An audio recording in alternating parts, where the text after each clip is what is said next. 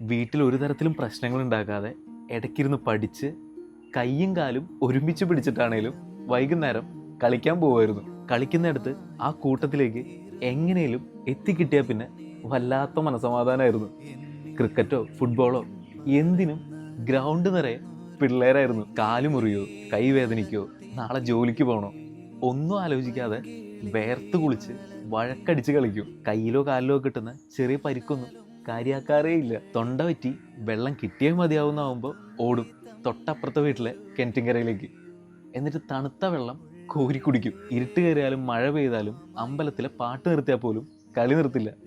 ചില ദിവസം വീട്ടിൽ പോകുന്ന വഴിക്ക് തോട്ടിലോ കുളത്തിലോ ചാടി ഒരു കുളിയും പാസ്സാക്കും. ഇതെല്ലാം കഴിഞ്ഞ് വീട്ടിൽ ചെന്ന് വയറ് നിറയെ ചോറും കഴിച്ച് ഉറങ്ങാൻ കിടന്ന ഉറങ്ങിപ്പോകുന്ന പോലെ അറിയില്ല. നേരം വെളുത്താൽ മാത്രമേ എന്തേലും ഒരു ബോധം കാണൂ. അങ്ങനെ കളിയും കഴിഞ്ഞു വന്ന് ഉറങ്ങാൻ കിടക്കുമ്പോൾ എന്ത് സുഖമായിരുന്നല്ലേ. ഇന്നൊന്ന് ഉറങ്ങി കിട്ടണമെങ്കിൽ തന്നെ എത്ര കാര്യങ്ങൾ ആലോചിച്ച് കൂട്ടണമല്ലേ.